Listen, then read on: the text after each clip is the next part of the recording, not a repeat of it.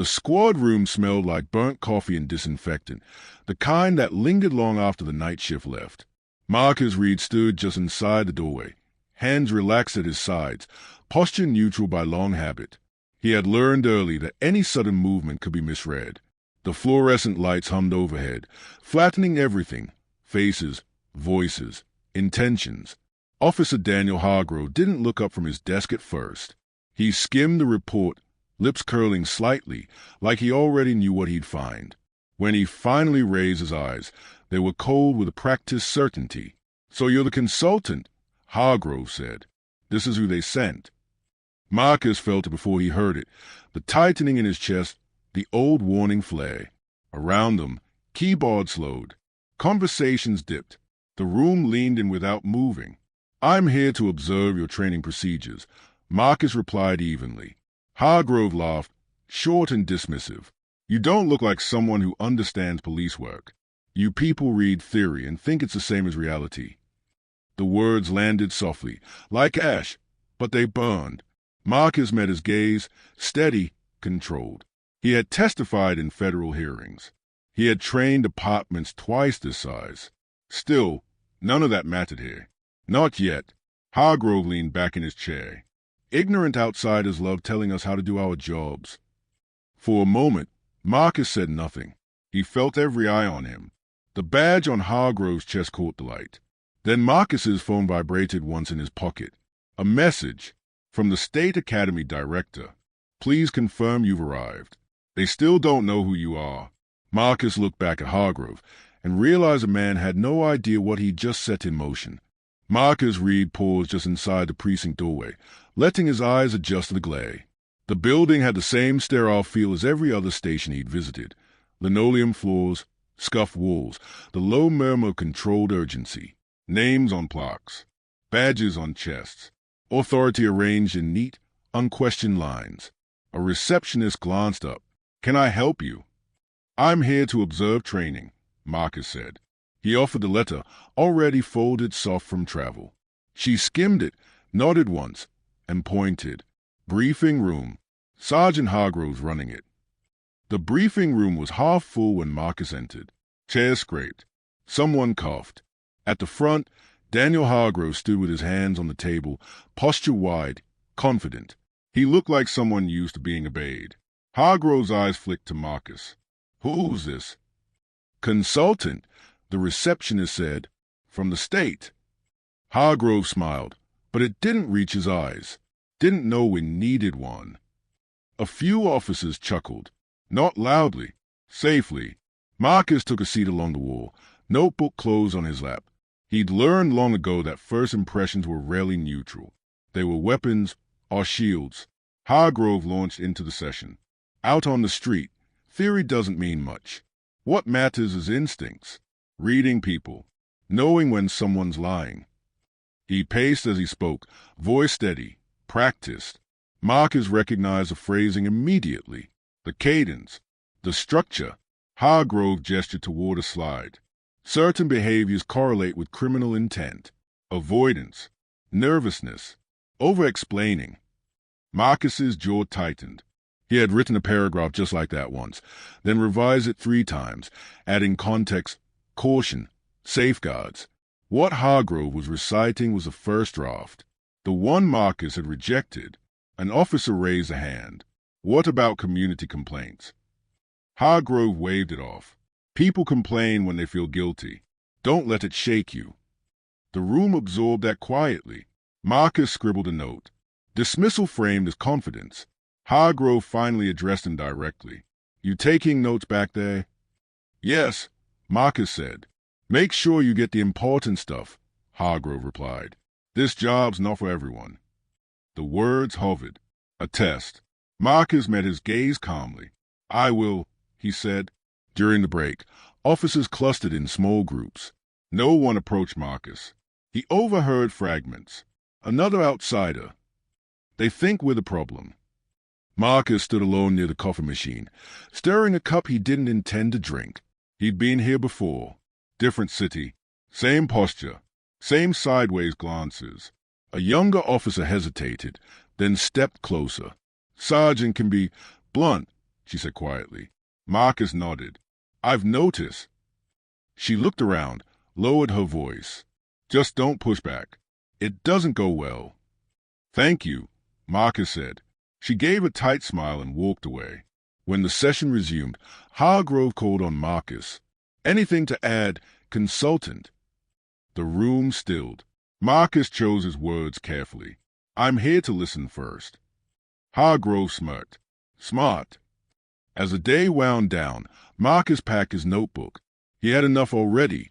Phrases, omissions, patterns, evidence not of malice alone, but of inheritance. Bias passed hand to hand, lesson to lesson. Outside, the sky had darkened.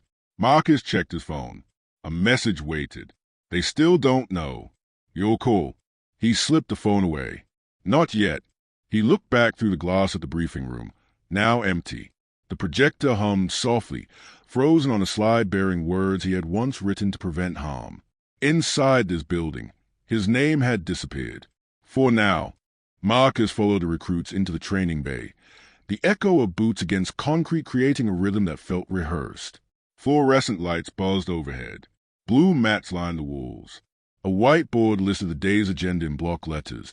Use of force continuum. Officer discretion. Command presence. Hargrove stood at the front again, arms crossed, surveying the room like a man inspecting property. Out there, Hargrove said, tapping the board with a marker. Hesitation gets you hurt. You assess, you decide, you act. Too much thinking is how people end up dead. A recruit raised his hand. So, what about de-escalation? Hargrove tilted his head. De-escalation works when people cooperate. Some don't. Marcus felt a familiar pull behind his ribs, the urge to interrupt, to clarify, to add the sentence Hargrove always left out. Some don't because they're afraid. He stayed silent. The recruits paired up. Scenario drills began. Traffic stops. Pedestrian encounters. Domestic calls. Marcus watched posture more than performance, who squared their shoulders first, who reached for the belt before the words ran out. At one station, a recruit playing a civilian fumbled his answers on purpose. Why are you nervous? The trainee acting as officer demanded. I've never been stopped before. The trainee glanced at Hargrove, who nodded once. Step out of the vehicle. Marcus wrote again. Nervousness framed his cause. During a break, Hargrove drifted toward him. You've been quiet. I'm observing, Marcus said. That's all you people ever do, Hargrove replied lightly. Watch from the sidelines. Tell us what we did wrong after. Marcus looked up. I haven't told you anything yet. Hargrove smiled thinly. Exactly. They moved into classroom instruction after lunch. Slides flicked by, bullet points dense with language Marcus knew too well. Indicators of deception, high-risk behavior profiles, command authority principles. Hargrove read aloud, confident. When an individual challenges officer authority verbally, it often signals escalation. Marcus's pen froze. That sentence. He knew its rhythm, its flaw.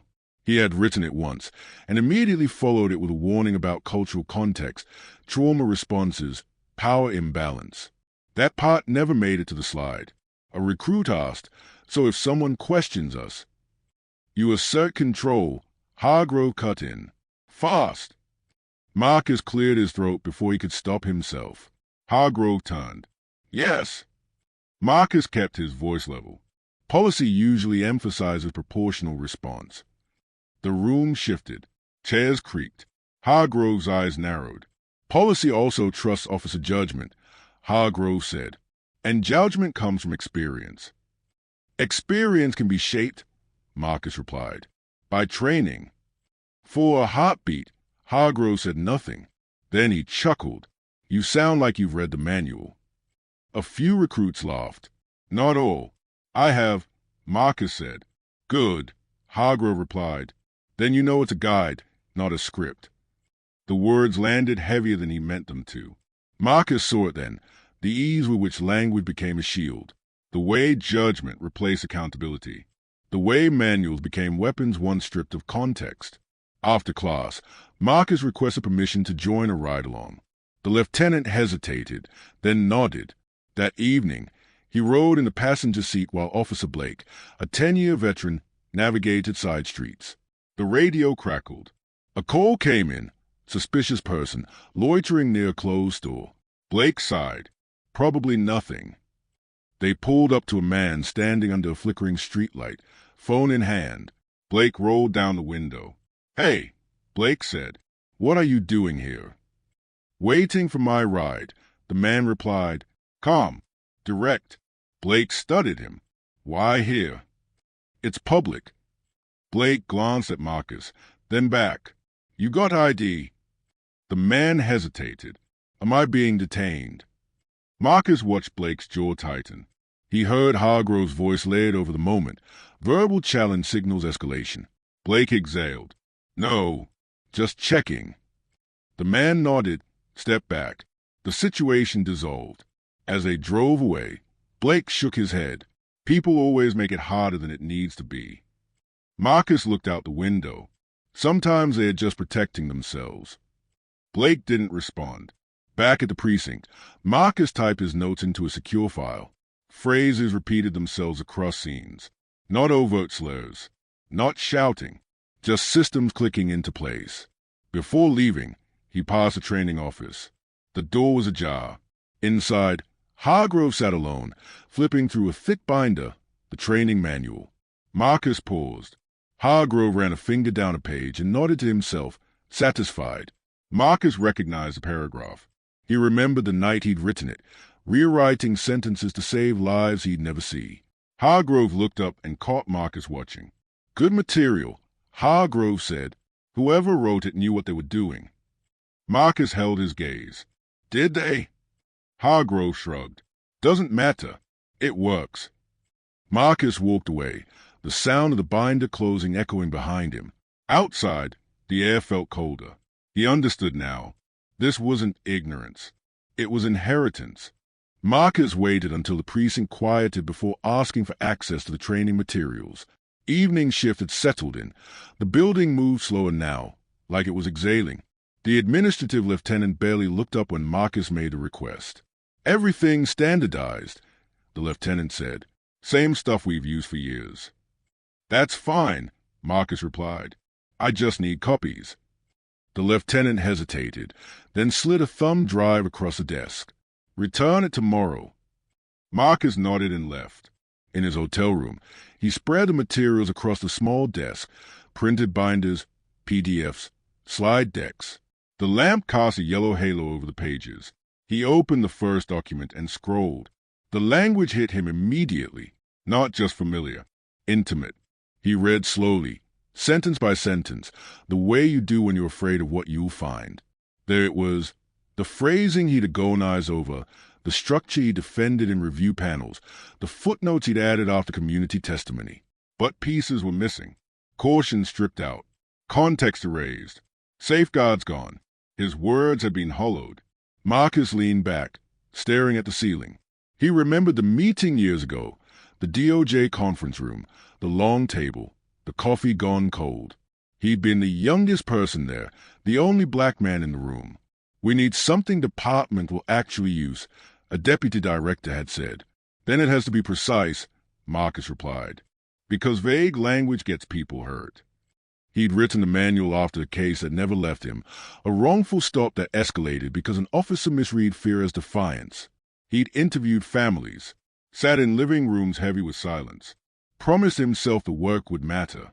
Now he watched it being used like a blunt instrument. The next morning, Marcus returned to the precinct early. Hargrove was already there, coffee in hand, flipping through paperwork, boning the midnight oil. Hargrove said, "Something like that," Marcus replied. He held up a printed page. "Where did this version come from?" Hargrove glanced at it. "State distribution." "Why?" "It's incomplete." Hargrove shrugged. "We teach what's relevant." Marcus stepped closer. "You removed entire sections on bias mitigation." Hargrove's smile faded. "This department doesn't need lectures on bias." "It's not a lecture," Marcus said quietly. "It's training." Hargrove set his cup down. "Look, consultant, Marcus, right? I don't know what your background is, but out here, We don't have time for academic hypotheticals. Marcus met his eyes. These aren't hypotheticals. Sure they are, Hargrove replied, because if they weren't, we'd have lawsuits stacked to the ceiling. Marcus felt the familiar heat rise, anger tempered by experience. You're confident, Marcus said. I'm effective, Hargrove shot back. A few officers nearby pretended not to listen. Marcus lowered his voice. You're teaching recruits to interpret behavior without context. Hargrove leaned in. I'm teaching them to survive. Marcus almost laughed. Almost. Instead, he said, survival shouldn't require someone else's humiliation. Hargrove straightened. Careful. You're starting to sound like you think you know better. I do, Marcus said. The words hung there, heavier than he'd intended. Hargrove studied him, then smirked. Based on what? A book you read. Marcus didn't answer. That afternoon, Marcus sat in on another lecture. Hargrove quoted the manual again, this time verbatim. Marcus counted 3 instances where meaning shifted because a single qualifying phrase had been removed. After class, one of the recruits approached him. Young, nervous. So, the recruit said, glancing over his shoulder, can I ask you something? Of course. Is it true that questioning an officer always escalates things? Marcus considered the question carefully. Why do you ask? The recruit shrugged. Sergeant says it's a red flag. It can be, Marcus said, but it can also be fear, or confusion, or someone trying to understand what's happening to them. The recruit frowned.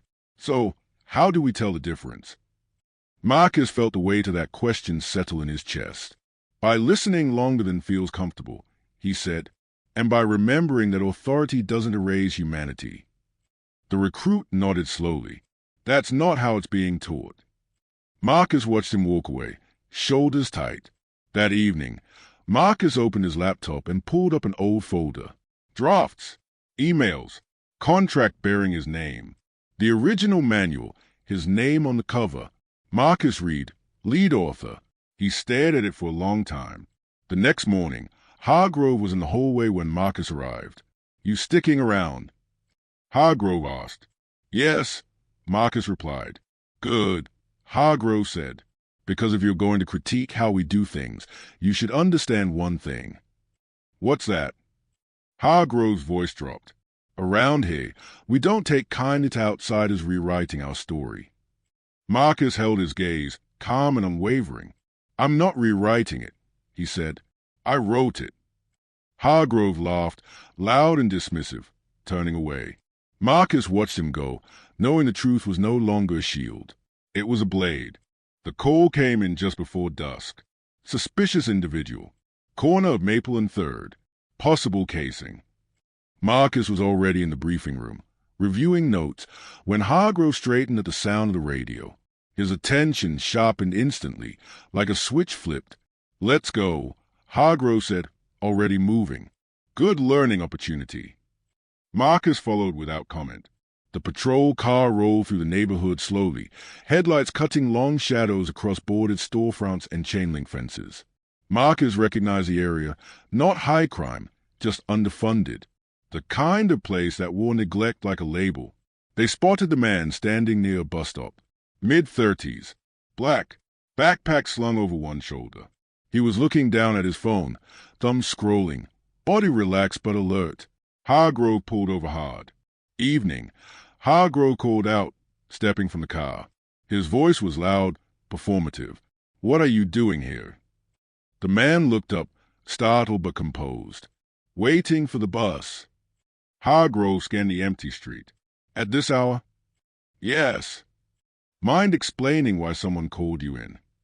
The man hesitated. I don't know. I'm just standing here. Marcus stayed back, hands visible, eyes fixed on the exchange. He could feel the moment tightening, like a wire drawn too taut. Hargrove circled the man slowly. You got ID? The man blinked. Am I being detained? Hargrove stopped, his jaw set. Marcus heard the sentence forming before it was spoken, the one he'd written warnings against. The one stripped of context in training. Don't get smart, Hargrove snapped. You're already acting suspicious. I'm not trying to be smart, the man said. I just want to know why I'm being stopped. Hargrove stepped closer. Because you fit the description. Of what? The man asked. Silence stretched. Marcus took a step forward. Sergeant, he said calmly, policy requires articulable cause. Hargrove shot him a look. I've got cause. Then state it, Marcus replied. The man's eyes flicked toward Marcus. Hope, fear, calculation all at once. Hargrove's voice rose. This isn't your stop. Marcus didn't raise his voice. It's everyone's responsibility.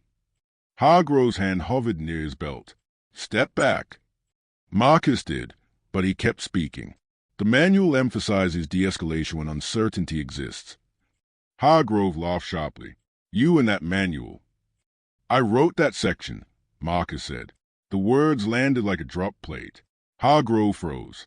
The man stared between them, confusion deepening. You what? Hargrove said. Before Marcus could respond, a patrol car turned the corner, lights washing the street red and blue. 2 more officers stepped out, tension instantly multiplying. What's going on? One asked. Hargrove straightened, authority snapping back into place. Subject refusing to cooperate. That's not accurate, Marcus said. Hargrove rounded on him. You're done. Step aside. Marcus held his ground. This stop lacks cause. Body cameras are on. That did it. Hargrove shoved Marcus back. Not hard, but enough to assert dominance. Enough to be seen. Get this guy out of my scene, Hargrove barked. The civilian raised his hands instinctively. I haven't done anything. An officer grabbed his arm. The backpack hit the pavement. The man gasped, not in pain, but in shock. Stop, Marcus said sharply. This is escalating unnecessarily. Hargrove pointed at him. You interfered. I observed, Marcus replied, and documented. Hargrove's eyes burned. Then document this. The man was released minutes later, shaken, apologetic for a situation he hadn't caused. He gathered his things with trembling hands. I just wanted to go home, he said quietly. Marcus watched him walk away, shoulders hunched, dignity bruised but intact. For now. Back at the precinct, the atmosphere was electric. Officers whispered. Someone avoided Marcus's eyes. Hargrove stormed into the captain's office. Minutes later, Marcus was called in. The captain folded his hands. You cross a line. Marcus stayed calm. I prevented one. Hargrove slammed a report onto the desk. He challenged my authority. Marcus met the captain's gaze. Authority isn't immunity. The room went silent. You will submit a statement, the captain said. Internal review. Hargrove scoffed. This outsider thinks he can tell us how to do our jobs. Marcus took a breath. I didn't think. I knew. The captain frowned. Knew what? Marcus reached into his bag and placed a binder on the desk. The original manual. His name clear on the cover. I know because I wrote the standards you're violating. Hargrove stayed, disbelief giving way to something darker. This isn't over, he said. Marcus nodded once. I know. Outside, night had fully fallen. Red and blue lights flickered against the windows, reflections of a system under strain. Marcus stepped into the dark, aware that the quiet he'd been granted was gone. Now there would be consequences. By morning, the precinct felt different. Not louder, not angrier, just tighter, like a room where someone had closed all the windows overnight. Marcus noticed at the moment he walked in. Conversation stopped when he passed. A few officers nodded stiffly. Others pretended to be absorbed in paperwork. No one joked. No one lingered near him. Silence had taken its place as policy. He was escorted to a small interview room, windowless, beige, a single camera in the corner blinking red. Internal Affairs sat across from him. Lieutenant Sandra Keller, composed, unreadable, and a younger investigator who typed without looking up. State your version of events, Keller said. Marcus did. Calmly. Precisely. He quoted policy, referenced timestamps, described tone, posture, escalation cues. He did not raise his voice once. Keller listened, fingers steepled. You understand why this is complicated. I understand why it's uncomfortable, Marcus replied. She didn't contradict him. When Marcus finished, Keller closed the file. We'll be speaking to the officers involved. Marcus nodded. You should also review the training materials currently in use. Keller's eyes flicked up. That was all. Outside the room, Hargrove stood near the lockers, arms crossed. He didn't speak as Marcus passed, just watched him, expression tight with something between rage and calculation. Later that day, Marcus noticed small changes.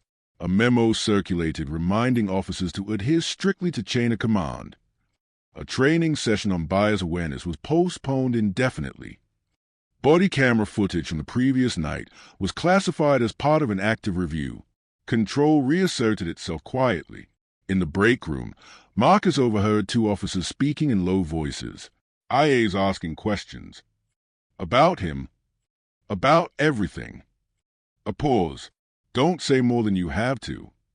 Marcus poured coffee he didn't want and left. That afternoon, he received a call from the State Academy director. They are upset, she said without preamble. That was inevitable, Marcus replied. You put us in a difficult position. Marcus closed his eyes briefly. The position existed before I arrived. She sighed. Daniel Hargrove has friends. So do policies, Marcus said, and federal oversight.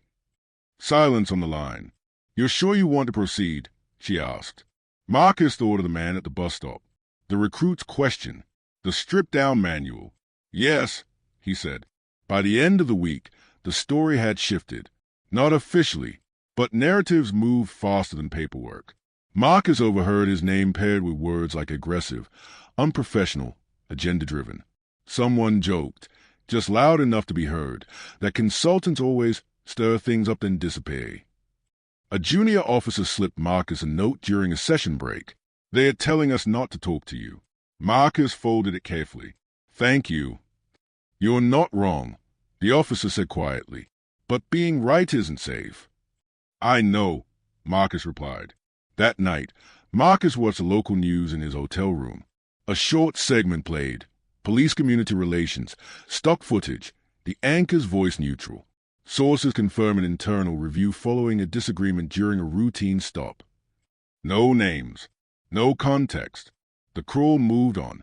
The next morning, Marcus was summoned to the chief's office. Chief Wallace sat behind a heavy desk, expression carved from years of public scrutiny. Hargrove sat to his right. Internal affairs to his left. We value your expertise, Wallace said carefully, but your presence has become disruptive. Marcus kept his voice even. Disruption is sometimes the first sign of correction. Hargrove scoffed. You ambushed us. I intervened. Marcus said. There's a difference. Wallace raised a hand. Enough. The question is simple. Why didn't you disclose your authorship sooner? Marcus met his eyes. Because I wanted to see how the material was being used when my name carried no weight. The room stilled. And what did you see? Wallace asked. Marcus didn't hesitate. That stripped context trains outcomes, and silence reinforces them. Hargrove leaned forward. You think you're teaching us morality. I think training shapes behavior, Marcus said. Yours is shaping harm. Wallace exhaled slowly. We'll review everything. Until then, your access is limited. Hargrove smiled faintly. Marcus nodded. Understood. As he stood to leave, Wallace added, This department serves a community. Marcus paused at the door. So do I. Outside, rain had started, fine, persistent, blurring the edges of the street. Marcus walked without an umbrella, letting it soak his jacket. His phone buzzed. A message from an unknown number. You should have stayed quiet. Marcus stared at it, then deleted it. Back in his room, he opened the original manual again. This time, he didn't read the words. He remembered the faces behind them. Silence, he knew, was also a lesson, and he was done teaching it. The meeting was scheduled for 9 a.m., but Marcus arrived early. He sat alone in the conference room, the long table polished to a mirror sheen, his reflection fractured by the grain of the wood. The binder lay in front of him, thick and unassuming. No dramatic label, just a manual, pages worn soft at the corner from years of use, misuse, reinterpretation. Through the glass wall, he watched the hallway come alive. Officers pass in pairs. Conversation stopped mid-sentence. No one looked directly at him. At 9 sharp, the door opened. Chief Wallace entered first, followed by Lieutenant Keller from Internal Affairs. A representative from the city attorney's office took a seat near the end. Hargrove came last. He didn't sit right away. He stood with his hands on the back of the chair, jaw tight, eyes locked on Marcus. "Let's begin," Wallace said. Keller turned to Marcus. "You're formally asserting authorship of the department's primary training manual." "Yes," Marcus said. "Lead author, commissioned by the state after the Franklin Consent Decree." The city attorney leaned forward. "Do you have documentation?" Marcus opened the binder and slid copies across the table. Contracts, email chains, draft revisions with track changes. His name appeared again and again, not hidden, not ambiguous. Hargrove let out a short, disbelieving laugh. "This is a joke." Keller picked up one of the pages. "It doesn't appear to be." "You expect us to believe you wrote this?" Hargrove snapped. "You?" Marcus kept his voice steady. "I don't expect belief. I expect verification." Wallace rubbed his temple. "Daniel," he said quietly, "we'll let the facts speak." Hargrove sat down hard. "Even if he wrote it, so what? Manuals get adapted. We tailor them to real-world conditions." Marcus nodded once. "That's true, but what you removed weren't adaptations. They were safeguards." He stood, walking to the whiteboard at the end of the room. With a marker, he wrote a sentence from the current slides, one Hargrove had quoted dozens of times. "Verbal challenge often signals escalation." Then Marcus flipped a page in the binder and read aloud.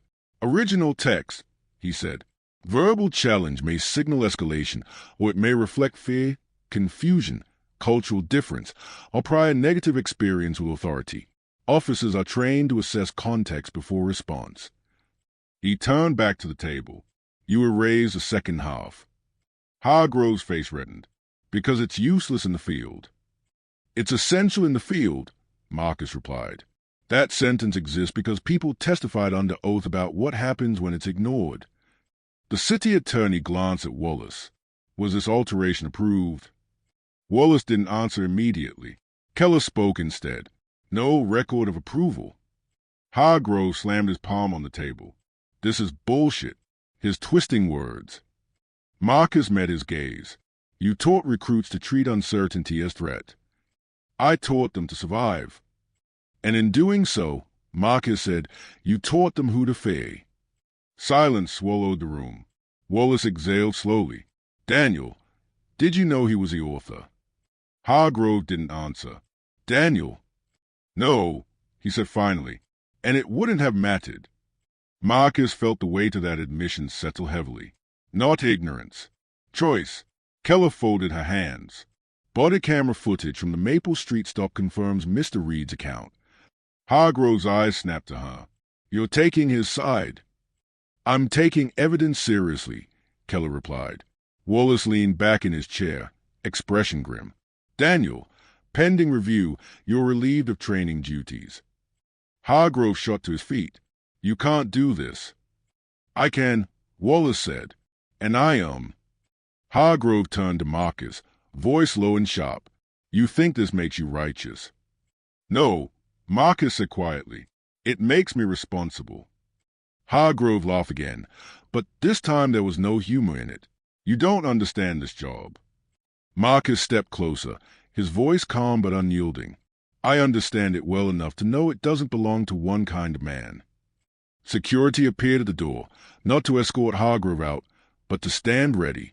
The symbolism wasn't lost on anyone. Hargrove grabbed his jacket. "This isn't over." Marcus nodded. "It never is." When the room finally emptied, Wallace lingered. "You put us in a difficult position," he said. Marcus met his eyes. "You were already there. I just turned on the lights." Outside, cameras waited. Not many. Just enough.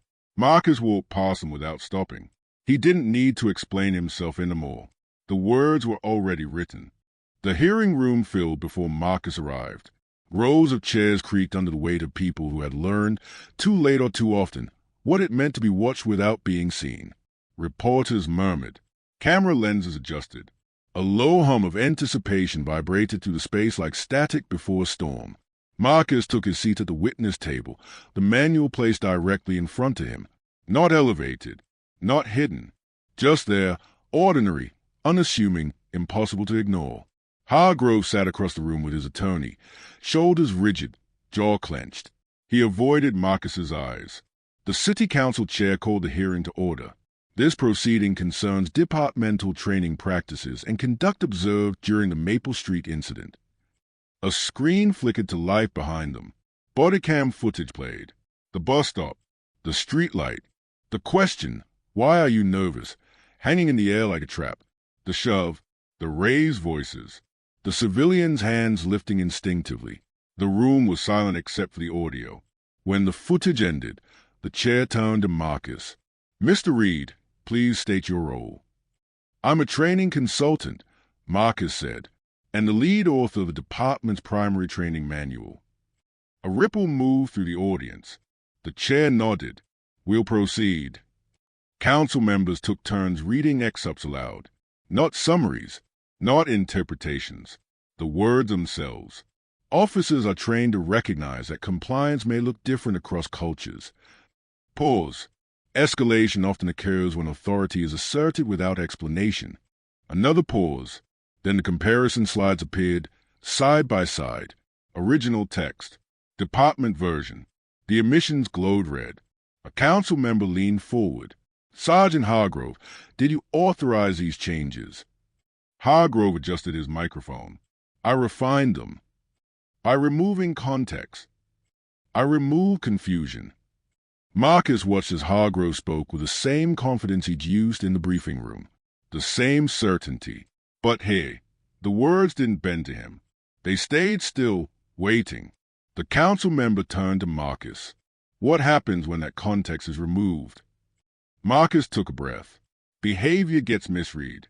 Fear gets labeled as threat. And authority fills the gap left by understanding. A woman in the audience murmured approval. Someone else whispered his name. Hargrove's attorney stood. "Objection. Speculation." The chair overruled it.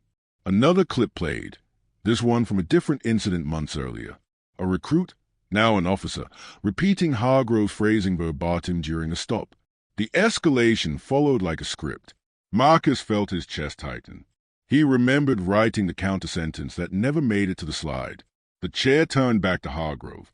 "Did you teach this recruit?" "Yes," Hargrove said, "and he acted within policy." "Which policy?" the chair asked. Hargrove hesitated. Marcus spoke before he could stop himself. "A modified one." Hargrove shot him a glare. "You're enjoying this." Marcus shook his head. "I'm enduring it." A council member addressed Marcus. "Why not reveal your authorship sooner?" Marcus met her gaze. "Because systems behave differently when they think no one's watching." The room absorbed that. Public comment followed. A teacher spoke about her son's first stop. A business owner described being questioned weekly on his own block. A former officer admitted he'd been trained to trust instinct over inquiry. Each voice added weight. Not drama, gravity. When Hargrove spoke again, his voice had lost its edge.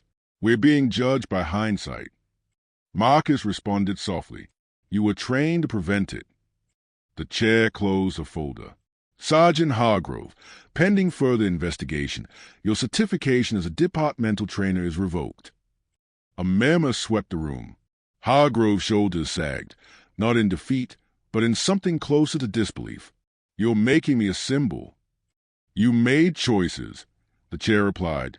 "Symbols follow." As the hearing adjourned, reporters surged forward.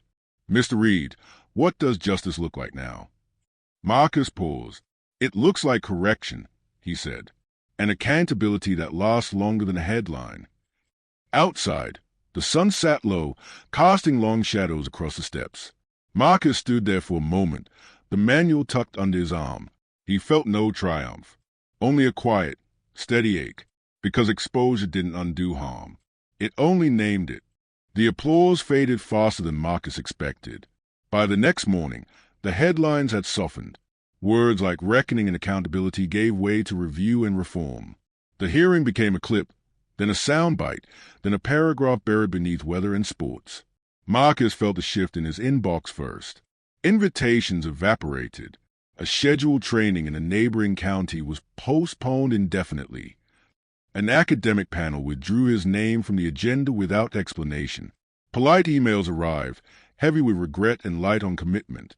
The timing is difficult. We need to reassess priorities. Let's circle back later. Later, he knew, was a way of saying never. At the hotel front desk, the clerk avoided eye contact when Marcus asked for an extended stay. Management decision, she said quietly. Nothing personal. Outside, a man lingered too long near the entrance. Phone angled just enough to be recording. Marcus didn't react. He'd learned what visibility cost. That afternoon, his phone buzzed with messages he didn't recognize. Traitor. You hate cops. Hope you're proud when someone gets hurt. He deleted them without replying. But the words lodged anyway, sinking past the practice armor. In a coffee shop near the courthouse, Marcus sat across from Lena Alvarez, a civil rights attorney he'd worked with years earlier. She watched him closely as he stirred his cup. You okay? She asked. I'm functional, Marcus replied. She nodded. That's not the same. He didn't argue. They're circling the wagons, she said. Quietly. I expected that. They're also fixing the slides. Marcus looked up. Fixing. Restoring your language. Adding disclaimers. Mandatory refreshers. She smiled thinly. On paper, it's beautiful. And in practice, she shrugged. Depends who's watching. Marcus leaned back, exhaustion pressing into his shoulders. Hargrove. Early retirement, Lena said, with benefits. The words landed heavier than any insult. So that's it, Marcus said. He walks. He loses influence, she corrected. That matters. Marcus stared out the window at people passing, each carrying a private ledger of encounters never recorded. Not enough. Lena didn't disagree. That evening, Marcus received a call from the recruit, the one who'd asked about questioning authority. They told us not to contact you. The recruit said, voice low, I just wanted you to know, some of us heard you. Marcus closed his eyes briefly. That means something. It should mean more, the recruit replied. But, thank you. When the call ended, the room felt quieter than before. A week later, Marcus packed his bags. On his way out of town, he stopped at the bus stop on Maple and 3rd. The streetlight flickered as it had that night. The bench bore fresh graffiti, names, tags, a crude drawing. Marcus sat for a moment, listening to traffic, watching the city continue without him. He thought of the man who'd stood there with a backpack and a phone, asking a reasonable question. He wondered if that man had told anyone what happened, or if he'd decided it wasn't worth explaining. Back in his car, Marcus checked his email one last time. One new message. From the State Academy Director. We're restructuring the program. New Oversight Committee. External leads. Marcus read on. If you're willing, we'd like you to help rebuild. He didn't answer right away. The cost pressed in on him. The strain, the isolation, the way truth narrowed rooms instead of opening them. He thought of the nights he'd wake up rehearsing sentences he'd already spoken. The way vigilance never fully powered down. But he also thought of the manual as it was meant to be read, of context restored, of recruits taught to pause instead of pounce. He typed a short reply. I'll consider it. With conditions. He sent it, then started the engine. As he merged onto the highway, a radio segment cut in. Community trust, police reform, cautious optimism. Marcus turned it off. The road stretched ahead, unremarkable and open. Justice, he knew now, wasn't applause or punishment. It was work that followed you home. It was progress measured in inches, not headlines. And it demanded more than truth. It demanded endurance. The new classroom smelled like fresh paint and dry erase markers. Marcus noticed it immediately, the small difference that meant someone had tried. The chairs were arranged in a circle instead of rows. No podium, no elevated desk, just space. He stood near the window as recruits filtered in, their conversations tentative, curious. Different city, different department, same uniforms, same nervous energy. When the door closed, the room settled. "My name is Marcus Reed," he said. "I'll be leading your training." A few heads tilted. One recruit frowned slightly, recognition flickering. Marcus continued, "Before we begin, I want to be clear about something. This course isn't about telling you what kind of people you are. It's about showing you how systems shape what you do, often without asking permission." Silence. Attentive. Open. A hand went up. "Sir, are we allowed to question policy?" Marcus smiled faintly. "You're required to." That earned a few quiet laughs. The tension eased, but not completely. He didn't want it to. Comfort could wait. They moved through scenarios slowly. Marcus stopped drills mid-sentence. Asked recruits what they felt, not just what they saw. He pointed out where fear entered the body, where authority changed tone. At one point, a recruit hesitated during a role play. "I didn't know what to say," she admitted. "That's honest," Marcus said. "What did you want to say?" She thought for a moment. "That I was there to help." "Then start there," Marcus replied. During a break, an older officer approached him. Veteran, wary. "You're the guy from the hearing," he said. "I was there," Marcus replied. The officer studied him. "You cost some people their jobs." Marcus met his gaze. "I cost some systems their excuses." The officer considered that, then nodded once and walked away. Later, alone in the empty room, Marcus packed his materials.